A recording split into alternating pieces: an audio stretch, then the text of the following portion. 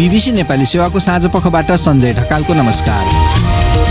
आजको कार्यक्रममा गठबन्धनलाई दिगो बनाइन लागेकाले एकअर्कालाई भोट हाल्न नहिचकिचाउन सत्ताधारी दलका नेताहरूको आह्वान। गठबन्धनलाई हामीले धेरै परसम्म लानु छ। यो अहिलेको संविधान हुन्जेलसम्म एक पार्टीको बहुमत हुन सक्दैन। त्यसमै उनीहरूले गठबन्धनै हो, भोलि पनि गठबन्धनै हो।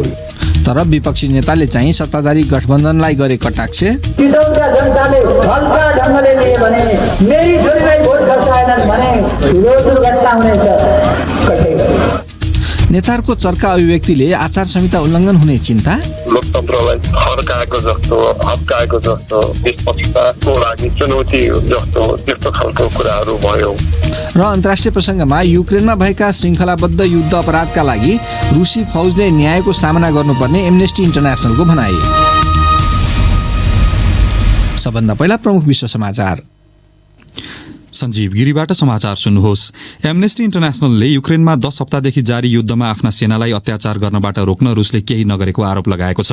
किएभमा भएको पत्रकार सम्मेलनमा उक्त मानवाधिकारवादी संस्थाले गैर न्यायिक हत्या र सर्वसाधारणहरू रहेका क्षेत्रमा अन्धाधुन्द आक्रमणको प्रमाण आफूले संकलन गरेको बताएको छ। एमनेस्टीकी महासचिवले रुसी राष्ट्रपति भ्लादिमिर पुटिनले फेब्रुअरी महिनामा आक्रमण गर्न निर्देशन दिए ता त्यस्तो प्रवृत्ति ठूलो मात्रामा देखिएको बताइन्। उनले उल्लङ्घनका त्यस्ता गतिविधि गर्न निर्देशन दिइए नदिइएको स्पष्ट नभएको तर कोही पनि दण्डित भएको संकेत भने नदेखिएको बताइन्। रुसले आफ्नो सेनाले दुर्व्यवहार गरेको आरोप अस्वीकार गर्दै आएको छ। हंगेरीका प्रधानमन्त्रीले युरोपेली आयोगकी प्रमुखले यो वर्षको अन्तसम्ममा रुसबाट पूर्ण रूपमा तेल आयातमा प्रतिबन्ध लगाउने प्रस्ताव गरेर युरोपेली संघको एकतालाई जान वा अनजानमा कम आँकिरहेको आरोप लगाएका छन्। भिक्टर ओर्बानले उक्त प्रस्तावले सीमा नागेको उल्लेख गर्दै त्यसले आफ्नो देशको अर्थतन्त्रमा व्यापक नकारात्मक प्रभाव पार्ने हुँदा प्रस्तावको अहिलेकै प्रारूप विरुद्ध हंगेरीले भिटो अर्थात विशेषाधिकार प्रयोग गर्ने बताए। उनले भने यो प्रस्तावले युरोपेली राष्ट्रहरू बीचको भिन्नतालाई ध्यानमा राखेको छैन। कुनै देशसँग समुद्र र बन्दरगाह छ भने उसले पानी जहाजबाट विश्वको जुनसुकै स्थानबाट तेल आयात गर्न सक्छ। तर समुद्रसँग नजोडिएका हंगेरी जस्ता राष्ट्रहरू पनि छन् जहाँ तेल पाइपलाइनबाट मात्रै आपूर्ति गर्न सकिन्छ।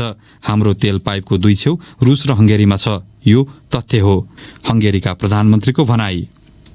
बेलारुसको एउटा अदालतले सरकारका आलोचक एकजना बेलारुसी ब्लगरकी रुसी प्रेमिकालाई 6 वर्षको जेल सजाय सुनाएको छ।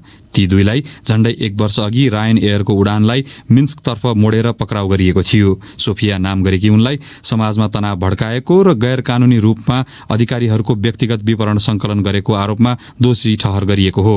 उनलाई क्षतिपूर्ति बापत झण्डै $50,000 तिर्न निर्देशन दिइएको छ। उनका प्रेमी रोमान प्रोतासेभिच लामो समयदेखि बेलारुसको सत्ता सम्हालेका अधिनायकवादी नेता एलेक्जेन्डर लुकासेन्काको आलोचक हुन्। प्रोतासेभिच बारे भने अदालती कारवाही शुरू भएको छैन। तपाई बीबीसी नेपाली सेवा सुनिरहनु भएको छ। श्रीलङ्काको राजधानी कोलम्बो स्थित संसद भवन अघि जम्मा भएका प्रदर्शनकारीहरूलाई तितरबितर पार्न प्रहरीले अश्रु ग्यास र पानीको फोहराको प्रयोग गरेको छ। देशको आर्थिक संकट बीच सरकारको राजीनामा माग गर्दै झण्डै 5,000 सर्वसाधारण त्यहाँ जम्मा भएका थिए। यसैबीच देशव्यापी हडतालका कारण दोस्रो दिन जनजीवन प्रभावित भएको छ। त्यहाँ यातायात, स्वास्थ्य सेवा, शिक्षा अनि ब्याङ्किङ लगायतका क्षेत्रमा अवरोध उत्पन्न भएको बताउँदै बीबीसी संवाददाता रजनी वैद्यनाथन भन्छन्। राजधानी र अन्यत्र सड़कहरू खाली छन्, पसलहरू बन्द छन् र चहल पहल हुने बजार रित्ता छन्। यो आर्थिक संकटका लागि सर्वसाधारणहरूले दोषी ठहर गरेको सरकार विरुद्ध प्रदर्शनको पछिल्लो स्वरूप हो, बीबीसी संवाददाताको भनाई। श्रमिकहरू बढ्दो महँगी र आधारभूत सामग्रीको अभावका कारण क्रुद्ध बनेका छन्। श्रीलङ्कामा हप्तौंदेखि प्रदर्शन भइरहेको भए पनि राष्ट्रपति गोटाबय राजपक्षले राजीनामा नदिने अडान राखेका छन्। युक्रेनको शहर मारिउपोल स्थित एउटा ठूलो स्टिल उद्योग अझै आफ्नो नियन्त्रणमा राख्न सफल युक्रेनी सेनाहरूले उक्त स्थानमा फँसेका सर्वसाधारणहरूलाई सुरक्षित रूपमा उद्धार गर्नका लागि तय गरिएको युद्ध विरामको रुसले उल्लङ्घन गरेको आरोप लगाएका छन्। युक्रेनी सेनाका अनुसार सर्वसाधारणहरू रहेको स्थानतर्फ जाँदै गरेको एउटा कारमा रुसले हमला गर्दा 1 जना सैन्य अधिकारी मारिएको र अन्य 6 जना घाइते भएका छन्। संयुक्त राष्ट्रसंघ र रेड क्रसको संयोजनमा झण्डै 200 सर्वसाधारणलाई एजोस्टाल स्टिल उद्योगबाट उद्धार गर्ने पछिल्लो पहल आज फेरि सुरु हुन सक्ने बताइएको छ। र आयोजक चीनले संक्रमण फैलिन नदिन शून्य कोभिड नीति कायम राख्न संघर्ष गरिरहेका बेला विश्वको सबैभन्दा ठूलो खेलकुद प्रतियोगिता मध्ये एक एशियन गेम्स हालका लागि स्थगित गरिएको छ। सेप्टेम्बर महिनामा विश्वभरका हजारौं प्रतिस्पर्धी चीनको हान्जौ शहरमा हुने प्रतियोगितामा सहभागी हुन तयारी गरिरहेका छन्। उक्त प्रतियोगिता हुने नयाँ मिति सार्वजनिक गरिएको छैन। यो बीबीसी नेपाली सेवा हो।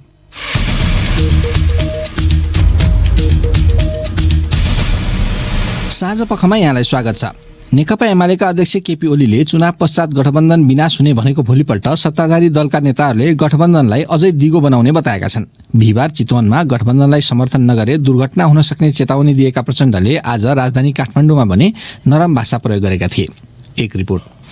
गठबन्धनको सामु भरतपुरमा माओवादीकी रेणु दाहाल अनि काठमाडौँमा नेपाली कांग्रेसकी सिर्जना सिंहलाई जिताउनु एक किसिमले प्रतिष्ठाको विषय बनिरहेको बताइएको बेला आज काठमाडौँमा प्रचण्डले नहिचकिचाइकन एक अर्कालाई सहयोग गर्न आह्वान गरे। शान्तिका निम्ति सँगै रहेका शक्तिहरूले एक अर्कालाई भोट दिन हिचकिचाउन नहुने उनले बताए। शान्तिलाई सम्पूर्ण रूपले सम्पन्न गर्न, विकास र समृद्धिको एउटा नयाँ यात्रा सुरु गर्न, रुखवालाले बडो खुसी साथ गर्व साथ हँसी हतौडामा छाप लगाउन सक्नै पर्छ। हँसी हतौडावालाले गर्वको साथ खुसीको साथ रुखमा छाप हान्न सक्नै पर्दछ। विपक्षी दल नेकपा एमालेका अध्यक्ष ओलीले बिहिबार धनगढीमा बोल्दै नेता कार्यकर्ताले नपत्याएको गठबन्धन चुनावपछि विनाश हुने बताएका थिए। सत्ताधारी दलहरूले स्थानीय चुनावका निम्ति देशैभरि गठबन्धन गर्ने भने पनि कैयन ठाउँमा आफ्नै दलका नेता तथा कार्यकर्ताले अटेर गरेपछि केन्द्रीय नेताहरूले तारन्तार उनीहरूलाई खबरदारी गर्न थालेका छन्। चितवनमा प्रचण्डले यही विषयमा दुर्घटना हुने जस्तो चर्को टिप्पणी भने आज गरेनन्। बरु शान्तिका निम्ति विगतमा सँगै रहेका पार्टीहरूको गठबन्धनलाई दीर्घ बनाउने सोच रहेको उनले बताए। देशभरि पनि तालमेल गर्नको लागि पटक पटक नीतिगत निर्णय गर्यौं, निर्देशन गर्यौं। तपाईहरुलाई थाहा छ कहीँ ठाउँ भयो कहीँ ठाउँ भएन, तर फेरि पनि गठबन्धन एक ढिक्का छ। अहिले पनि कयौं ठाउँमा हामी आफैले स्वस्थ प्रतिस्पर्धाको निम्ति बाटो खोल्यौं, तर गठबन्धनलाई हामीले धेरै परसम्म लानु छ। सोही कार्यक्रममा प्रधानमन्त्री शेरबहादुर देउवाले अहिलेको संविधान अनुसार पार्टीहरूबीच गठबन्धन नभई सरकार बनाउन समेत कठिनाई हुने भन्दै अझै कैयन वर्ष यो निरन्तर हुनुपर्ने बताएका थिए। टिकट हुनुपर्ने काम धेरै छैन। यो अहिलेको संविधान हुन्जेलसम्म कसैले बहुमत ल्याउन सक्दैन, एक पार्टीको बहुमत हुन सक्दैन। त्यसमै उनीहरूले गठबन्धनै हो, भोलि पनि गठबन्धनै हो। त्यसैले गठबन्धनबारे दोमन नगर्न र चितवन अनि काठमाडौँमा एक अर्कालाई सघाउन उनले फेरि आह्वान गरेका थिए। सत्ताधारी गठबन्धनका नेताहरूले राजधानी काठमाडौँको चुनावी सभामा सम्बोधन गरिरहँदा विपक्षी नेकपा एमालेका अध्यक्ष केपी ओलीले रौतहटमा दुईवटा छुट्टा छुट्टै चुनावी सभालाई सम्बोधन गरेका थिए। उनले गठबन्धनका नेताहरूले जनतालाई धम्क्याएर भोट मागेको आरोप लगाए। चितवनमा प्रचण्डले गरेको टिप्पणीलाई लिएर उनले कटाक्ष गरेका थिए। चितवनका जनताले हल्का ढङ्गले लिए भने, मेरी छोरीलाई भोट खसाएनन् भने ठुलो दुर्घटना हुनेछ। मेरा छोरीलाई भोट हाले भने म खुसी हुन्छु। त्यस्ता कुराहरूमा हामी अल्मलिनु पर्ने छैन। एकीकृत समाजवादीका अध्यक्ष माधव कुमार नेपालको गृह जिल्ला रौतहटमा ओलीले आफ्नो सम्बोधनको लामो समय नेता नेपालको आलोचनामा खर्चिएका थिए। प्रसङ्ग निर्वाचन आचार संहिताको। गठबन्धनको निम्ति भोट माग्ने क्रममा चुनावी सभा तथा प्रचारहरूमा वरिष्ठ नेताहरूले दिएका अभिव्यक्ति तथा प्रलोभन अनि एकअर्कालाई होच्याउने कडा टिप्पणी निर्वाचन आचार संहिता विपरीत देखिएकाले ती गतिविधिलाई गम्भीर रूपमा लिइनुपर्ने निर्वाचन आयोगका पूर्व पदाधिकारीहरूले बताएका छन्। निर्वाचन आयोगले चाहिँ आचार संहिता उल्लङ्घनलाई गम्भीरतापूर्वक अनुगमन गरिरहेको जनाएको छ। विष्णु पोखरेलले तयार पारेको रिपोर्ट सुनौ। बिहिबार चितवनमा भएको सत्ताधारी गठबन्धनको एउटा सभामा माओवादी केन्द्रका अध्यक्ष तथा पूर्व प्रधानमन्त्री पुष्पकमल दाहाल प्रचण्डले गठबन्धनलाई भोट नदिए दुर्घटना हुने भनेर दिएको अभिव्यक्तिले आचार संहिता उल्लङ्घन भएको कतिपयको धारणा छ। आयोगका पूर्व पदाधिकारीहरूले कुनै पनि नेताको नाम नलिकन मतदातालाई मनोवैज्ञानिक रूपमा आतंकित पार्ने अभिव्यक्ति आचार संहिता विपरीत हुने बताएका छन्। माओवादी अध्यक्ष दाहालले चितवनमा बिहिबार दिएको अभिव्यक्ति धम्कीपूर्ण भएको भन्दै धेरैले सामाजिक सञ्जालमा पनि उनको भनाइको आलोचना गरेका थिए।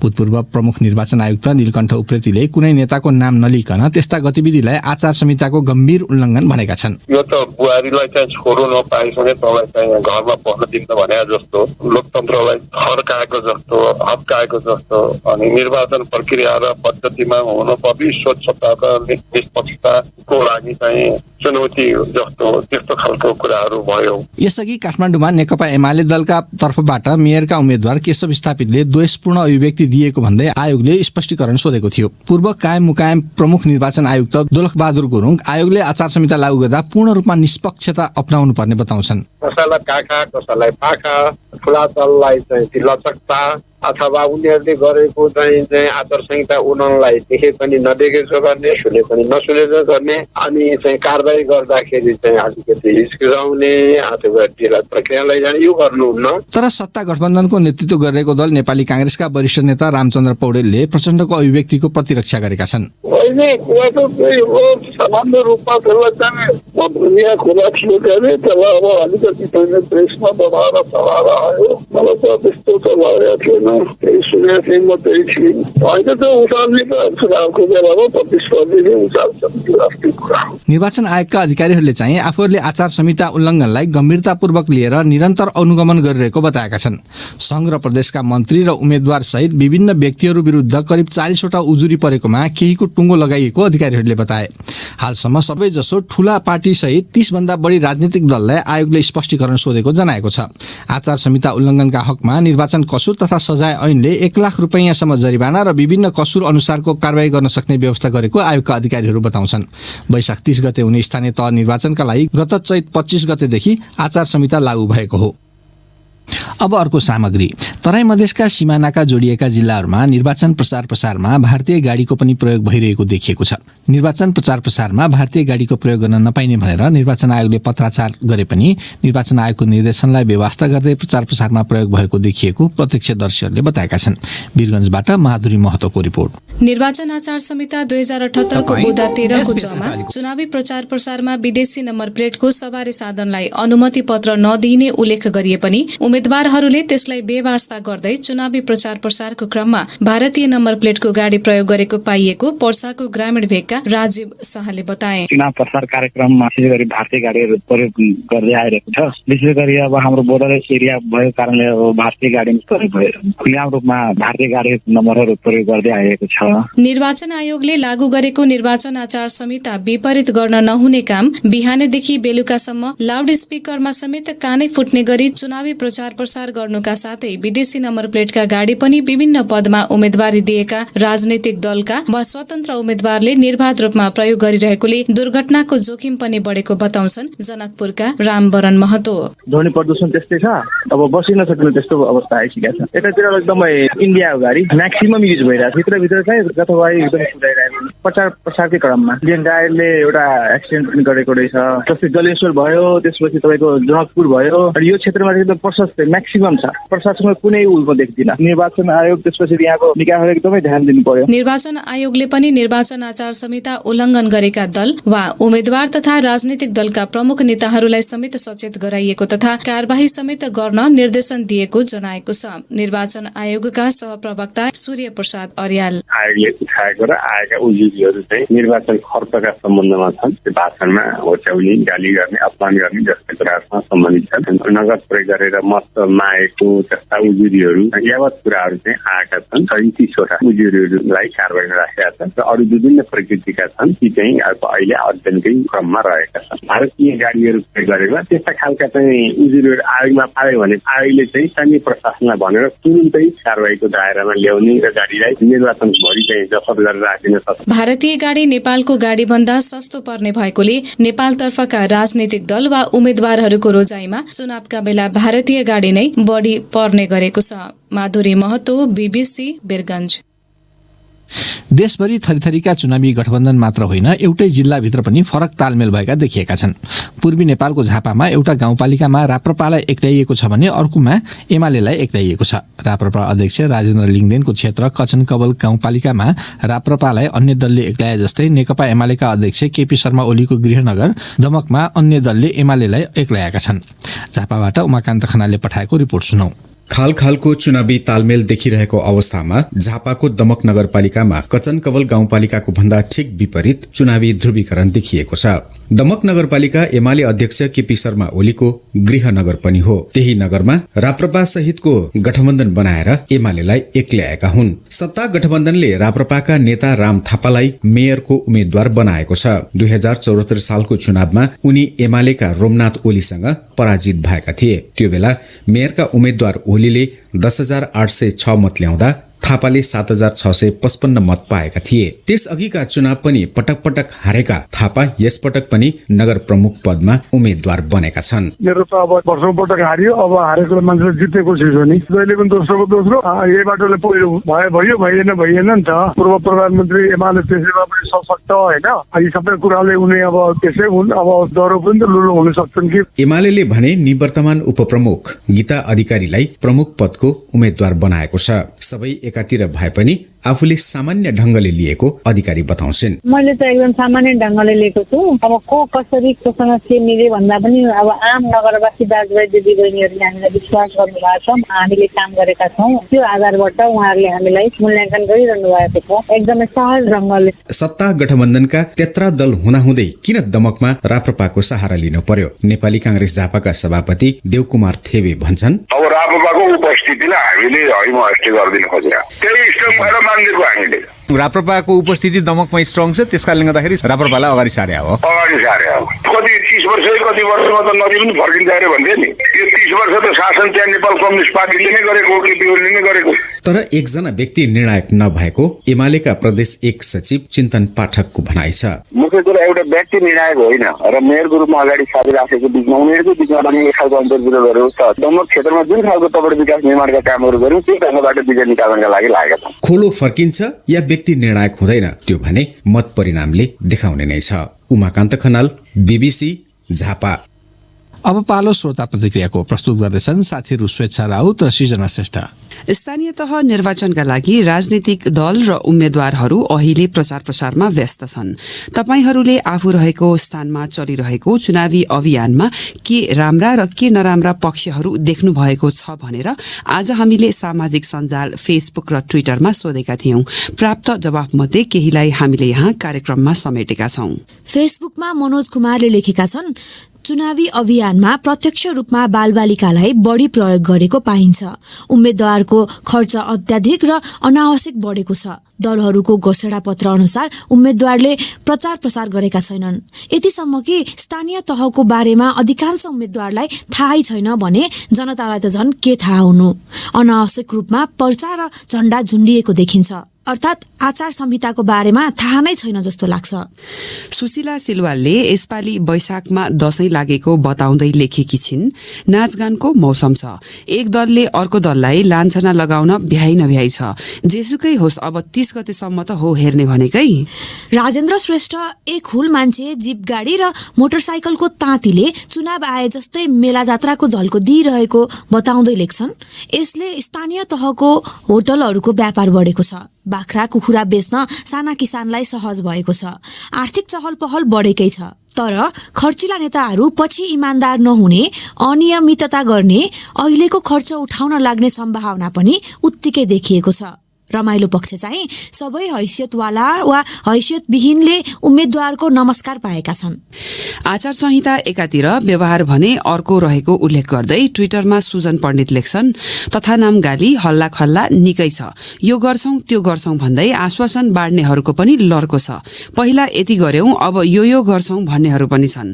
अझ यसअघि एक अर्का विपरीत उभिएकाहरूसँगै मिलेर भोट माग्न आएको रोचक छ। जसरी चुनाव अगाडि मिलेका छन् पछि पनि कायम रहोस्। फेसबुकमा मुक्ति पौडेलको भनाइ भने यस्तो छ, पार्टी र उम्मेद्वारको बारे अनभिज्ञ सामान्य व्यक्ति पनि यो चिन्हमा भोट दिने भन्दै मत माग्न मरिहत्ते गरिरहेका छन्। उम्मेद्वारहरूले मतदाता शिक्षा राम्रै दिएछन् कि जस्तो छ है। फेसबुकमा गम्भीर दुवाडीले व्यङ्ग्यात्मक शैलीमा 2-4 दिन भए पनि केही युवाले राजनीतिक झोला बोक्न पाएको, निशुल्क खाना खान पाएको र राजनीतिको बारेमा केही नजान्नेले समेत राजनीति पढाउन पाउनु राम्रो पक्ष रहेको तर्क गरेका छन्। नराम्रा पक्षमा उनी लेख्छन्, ट्राफिक नियम मिचेर प्रसार भइरहेको, खाजा पानीको नाममा मदिरा सेवन बढेको छ, एक अर्काप्रति गाली गलौज रोकिएको छैन। अब आजका केही अन्तर्राष्ट्रिय प्रसङ्गहरू। मानव अधिकारवादी संस्था एमनेस्टी इन्टरनेसनलले स्थलगत अनुसन्धानपछि सार्वजनिक गरेको प्रतिवेदनमा युक्रेनको राजधानी किएभ नजिकैको क्षेत्रमा भएका श्रृङ्खलाबद्ध युद्ध अपराधका लागि रुसी फौजले न्यायको सामना गर्नुपर्ने जनाइएको छ। उसका अनुसार सर्वसाधारणहरूले अन्धाधुन्द गोली प्रहार र यातनाको सामना गर्नु परेको थियो। BBC विवरणहरूमा आधारित रिपोर्ट सुनौ सञ्जीव गिरीबाट। एउटा पत्रकार सम्मेलनलाई सम्बोधन गर्ने क्रममा एमनेस्टीका संकटसँग जुझ्ने विषयबारे परामर्श दिने एकजना वरिष्ठ सल्लाहकारले त्यहाँ एउटा वा दुईटा घटना नभएर रुसी फौजले नियन्त्रणमा लिएको शहर वा गाउँमा श्रृङ्खलाबद्ध रूपमा एकै खाले प्रवृत्तिका कार्य भएको बताए। एमनेस्टी इन्टरनेशनलकी महासचिवले रुसी राष्ट्रपति भ्लादिमिर पुटिनले गत फेब्रुअरी महिनामा आक्रमण गर्न निर्देशन दिए यता त्यस्तो प्रवृत्ति ठूलो मात्रामा देखिएको बताएकी छन्। एमनेस्टीले उक्त प्रतिवेदन दर्जनौं अन्तर्वार्ता अनि रुसी सेनाले छाडेका कैयौं प्रमाणमा आधारित रहेको जनाएको छ। रुसले आफ्नो संलग्नता अस्वीकार गरेको भए पनि युक्रेनले राजधानी किएभ नजिकै रहेको बुचा शहरमा सयौं सर्वसाधारण रुसी सेनाले मारेको बताएको छ। यसैबीच युक्रेनी सेनाले मारिओपोल स्थित एउटा स्टिल उद्योगबाट सर्वसाधारणहरूलाई उद्धार गर्नका लागि युद्ध विराम गरिएको बेला रुसले एउटा कारमा हमला गरेको दावी गरेको छ। उक्त कार सर्वसाधारणहरूलाई उद्धार गर्नका लागि गइरहेको बेला आक्रमण गरिएको बताइएको छ। तर बीबीसीले उक्त दावी स्वतन्त्र रूपमा पुष्टि भने गर्न सकेको छैन। विश्व स्वास्थ्य संगठन WHO को एउटा नयाँ प्रतिवेदनका अनुसार भारतमा सरकारी आँकडाको तुलनामा करिब 10 गुणा बढी मानिसको कोरोना भाइरस महामारीका कारण ज्यान गएको छ। भारत सरकारले उक्त तथ्याङ्कलाई अस्वीकार गर्दै अनुसन्धान विधिमा त्रुटि रहेको बताएको छ। बीबीसीका भारत संवाददाता सौतिक विश्वासको रिपोर्ट सुन्नुहोस् सृजना श्रेष्ठबाट। सन् 2020 को नोभेम्बरमा सबै कारणले हुने मृत्युको तथ्याङ्कहरू उपलब्ध गराउने वर्ल्ड मोर्टालिटी डेटा सेटले भारतका अधिकारीहरूलाई सूचना उपलब्ध गराउन अनुरोध गरेको थियो। ती तथ्याङ्कहरू उपलब्ध छैनन्। भारतको प्रमुख तथ्याङ्क कार्यालयले दिएको उत्तर डेटा सेटका सहसंस्थापक तथा वैज्ञानिक एरियल कार्लिन्स्की बताउँछन्। उनी WHO ले सन् 2020 र सन् 2021 मा कोरोना भाइरसका कारण विश्वव्यापी रूपमा भएको अनुमानित अतिरिक्त मृत्यु संख्याबारे अध्ययन गर्न गठन गरिएको सल्लाहकार समूहका पनि सदस्य हुन्। अतिरिक्त मृत्यु विगतका वर्षका तुलनामा अपेक्षा गरिएका भन्दा कति बढी मानिसहरूको ज्यान गइरहेको छ भन्ने साधारण प्रकृतिको मापन हो। कोभिडकै कारण यी मध्ये कति मृत्यु भए भन्न गाह्रो भए पनि त्यसलाई महामारीले उत्पन्न गराएको क्षतिको तहको मापनका रूपमा लिन सकिन्छ। भारतमा आधिकारिक रूपमा हालसम्म कोरोना भाइरसका कारण 5 लाख भन्दा बढीको ज्यान गइसकेको छ। सन् 2020 को जनवरी 1 र सन् 2021 को डिसेम्बर 31 सम्ममा 4,81,000 मृत्यु भएको जनाइएको भए पनि WHO को अनुमानले उक्त आँकडा करिब 10 गुणासम्म बढ़िरहेको जनाएको छ। वैज्ञानिकहरूले विश्वव्यापी रूपमा कोभिडका कारण भएको मृत्युको 1/3 भारतमा भएको बताएका छन्। यो अवधिमा 20 देशमध्ये विश्वव्यापी रूपमा देखा परेको अतिरिक्त मृत्यु दरको 80% भारतमा पाइएको छ। हालसम्म विश्वभर गणना नगरिएका त्यस्ता मृत्यु मध्ये लगभग आधा भारतमा पाइएको थियो। यसै हप्ताको सुरुमा भारत सरकारले सन् 2020 मा सरकारी स्तरमा दर्ता गरिएका 81 लाख मृत्युको तथ्याङ्क सार्वजनिक गरेको थियो, जुन अघिल्लो सालको तुलनामा 6% बढ़िरहेको थियो। अधिकारीहरूले यसलाई खास प्राथमिकता दिएनन् र 4,74,000 अतिरिक्त मृत्यु कोभिडका कारण भन्न नमिल्ने जनाएका छन्। सरकारी तथ्याङ्कले सन् 2020 मा करिब 1,49,000 मानिसहरूको मृत्यु भएको उल्लेख गरेको छ। टोरन्टो स्थित सेन्टर फर ग्लोबल हेल्थ रिसर्चका निर्देशक प्रभात झाले कोभिडसँग सम्बन्धित भारतको मृत्युदर उल्लेख्य रूपमा कम नभए पनि अभूतपूर्व रूपमा कम गणना गरिएको बताए। सन् 2021 को सेप्टेम्बरसम्म गरिएका 3 वटा ठूला अध्ययनहरूले भारतको मृत्युको आँकडा आधिकारिक तथ्याङ्क भन्दा 6 देखि 7 गुणासम्म बढ़ी देखाएका छन्। द ल्यान्सेटमा प्रकाशित एउटा अध्ययनमा भारतका 12 वटा राज्यका क्षेत्रीय तहका मृत्यु सम्बन्धी तथ्याङ्कको प्रयोग गरिएको थियो। त्यसको निष्कर्ष WHO को आकलनसँग मिल्दोजुल्दो छ। अब देशभित्रकै केही प्रसंगहरू। चुनावको मौकामा धेरै मानिसलाई कोरोना भाइरस खोप लगाउने उद्देश्यका साथ स्वास्थ्य मन्त्रालयले मतदान केन्द्र नजिकै खोप दिने कार्यक्रम सञ्चालन गर्न निर्वाचन आयोगको अनुमतिमा आएको अधिकारीहरूले बताएका छन्।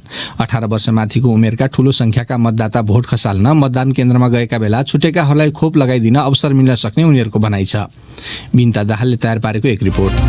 यसै साता बुधबार स्वास्थ्य मन्त्रालयकी प्रवक्ता डाक्टर संगीता कौशल मिश्राले कोभिड खोपको पहिलो, दोस्रो वा बुस्टर मात्रा लगाउन छुट भएका 18 वर्ष माथिका नागरिकहरूलाई सबै स्थानीय तहको मतदान केन्द्रको नजिकमा खोप केन्द्र स्थापना गरी खोप उपलब्ध गराउने तयारी भइरहेको बताएकी थिइन्। सोही तयारी अनुसार निर्वाचन आयोगसँग अनुमतिका लागि पत्र पठाइएको स्वास्थ्य सेवा विभागको परिवार कल्याण महाशाखा अन्तर्गतको खोप शाखाका प्रमुख सागर दाहालले बताएका छन्।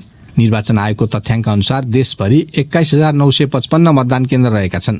ती मतदान केन्द्रमा खोप केन्द्र स्थापना गरेर खोप लगाउन सकिने भनेर स्थानीय तथा प्रदेश स्तरबाटै प्रस्ताव आएको स्वास्थ्य सेवा विभाग अन्तर्गतको परिवार कल्याण महाशाखाका निर्देशक विवेक कुमार लालले बताए। स्वास्थ्य कर्मीहरू परिचालन गर्ने, जसले गर्दा त्यो बेला जाने व्यक्तिहरू जो हुनुहुन्छ मतदान गर्न, उहाँहरू फर्किरहेको अवस्थामा उहाँहरूलाई सहज हुने भयो। छुट्टै कुनै दिन समय निकालेर गर्न पर्दैन। कोही व्यक्तिहरू बाँकी हुनुहुन्छ, इच्छुक हुनुहुन्छ भने उहाँहरूलाई एउटा थप यसरी लगाउने चाहिँ अवसर हुन्छ भन्ने हिसाबले चाहिँ अगाडि बढिएको, तर यसको व्यवस्थापन सबै स्थानीय तह मार्फतै हुन्छ। खोप कार्यक्रमका लागि खोप पुर्याउनेदेखि खोप केन्द्रमा आवश्यक स्वास्थ्य कर्मी परिचालन गर्नेसम्मका सबै खालका व्यवस्थापन स्थानीय तहले पहिला गरेकै तरिकाबाट हुने उनले बताए। विगतमा जस्तो चुनावी प्रयोजनका लागि स्वास्थ्य अधिकारीहरूलाई यसपटकको चुनावमा परिचालन नगरिएका कारण जनशक्ति परिचालनमा समस्या नहुने अधिकारीहरूले बताएका छन्। स्वास्थ्य मन्त्रालयका अनुसार अहिलेसम्म खोप लगाउने लक्षित जनसङ्ख्या मध्ये झण्डै 96% एक मात्रा र करिब 85% पूर्ण मात्रा खोप लगाइसकेका छन्। त्यस्तै करिब 35 लाख अतिरिक्त मात्रा खोप लगाइसकिएको पनि मन्त्रालयले जनाएको छ। मन्त्रालयका अनुसार खोप अभियान सुरु भए यता प्राप्त भएको करिब 5 करोड 34 लाख खोप मध्ये अहिलेसम्म झण्डै 4 करोड 20 लाख मात्रा खोप लगाइसकिएको छ।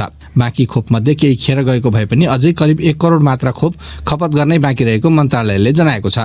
नेपाल आइसकेका खोप प्रयोग गर्नै बाँकी रहेको र अझै खोप आउने क्रममा रहेकाले अहिले खोप खरिदलाई भन्दा खपतलाई प्राथमिकतामा राखिएको मन्त्रालयले जनाएको छ। अन्त्यमा फेरि एउटा निर्वाचन सम्बन्धी प्रसङ्ग। अघिल्लो स्थानीय तहको चुनावमा जितेर एउटा कार्यकाल पूरा गरिसकेका धेरैले अर्को कार्यकालका लागि निरन्तरता खोजिरहेका छन्। उम्मेदवारी दिइसकेका त्यस्ता नेताहरू चुनावी प्रचार प्रसारमा समेत होमिसकेका छन्। आखिर किन उनीहरूले यसअघि पाइसकेको पदमा निरन्तरता खोजेका होलान्? हाम्रा साथी गनी अन्सारीले यो प्रश्न वीरगञ्ज स्थित ठाकुरराम बहुमुखी क्याम्पसका प्राध्यापक हरिराम ठाकुरलाई भेटेर सोधेका थिए। अब 5 वर्ष तपाईले पालो पाउनुभयो। 5 वर्ष कुनै सानो समय होइन, धेरै लामो समय हो। त 5 वर्षमा जनताका बीचमा 5 वटा पनि एउटा पारदर्शी, जनताको मन छुने र जनतालाई भन्न सक्ने, प्रत्यक्ष रूपमा जनतालाई लाभान्वित वा लाभ हुने काम गरिदिएको भए त राम्रो हुन्थ्यो नि। अब उसले त कमाइसक्यो, जति कमाउनु पर्ने कमाइसक्यो नि। पैसा नलिकन कामै गर्दैन। कसले ल्यायो? आज शिक्षा क्षेत्र होस्, स्वास्थ्य क्षेत्र होस्, सरसफाइको क्षेत्र होस्, या विकासको क्षेत्र होस्, या सडक यातायात होस्, या विभिन्न उद्यानहरू छन्, यी सबैलाई व्यवस्थित गर्न पाएको भए, कमसेकम 1 सालमा एउटा राम्रो काम गरेको भए यस्तो अवस्था आउने थिएन नि। यो त कमाई खाने भाडो मात्रै ठानियो राजनीतिलाई। त्यसैले फेरि आउँछु, फेरि त्यही काम गर्छु। त्यसकारण म जनताहरूलाई, आफ्ना दाजुभाइ दिदीबहिनीहरूलाई के अनुरोध गर्न चाहन्छु भने कमसे कम जसले विकास गर्न सक्छन् राजनीतिमा लागेका मान्छेहरूलाई दिनुस् न। यो व्यावसायिक क्षेत्र होइन नि। यो अनुभवलाई ग्राह्यता दिने, 5 वर्ष काम गरेकोलाई अनुभवीलाई ग्राह्यता दिने। अनुभव के? 5 वर्ष सेवा गर्न अनुभव, तपाईँले सेवा गर्न सक्नु भएन। यो राजनीति मागी खाने भाँडो होइन। अनि सेवामा लाग्नुस्। उसो भए यो प्रवृत्तिको अन्त्यमा कसको के भूमिका हुन सक्छ? यसमा सचेत नागरिकले भूमिका खेल्नुपर्छ।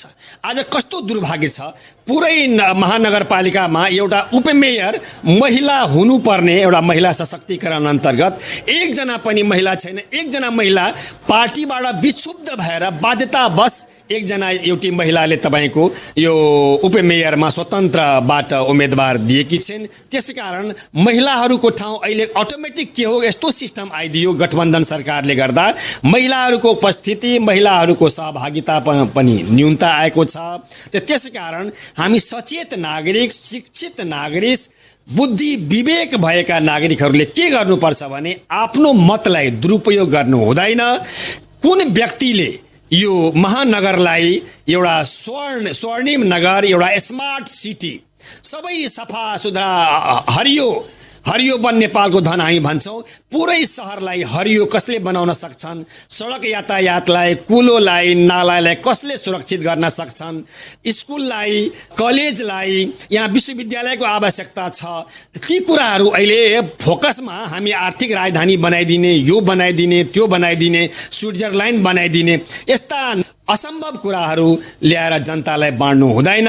यो थोत्रा दलिलहरू दिएर, थोत्रा नाराहरू दिएर असम्भव कुरा ल्याएर हामी यसो गरिदिन्छौँ, उसो गरिदिन्छौँ, त्यसमा हामी जनता पनि लोभी पापी जस्तो फस्नु हुँदैनन्। हामी आफ्नो विवेकले, आफ्नो स्वविवेकलाई प्रयोग गरौँ। उनी थिए वीरगञ्ज स्थित ठाकुरराम बहुमुखी क्याम्पसका राजनीति शास्त्रका प्राध्यापक हरिराम ठाकुर साथी गनी अन्सारीसँग कुरा गर्दै।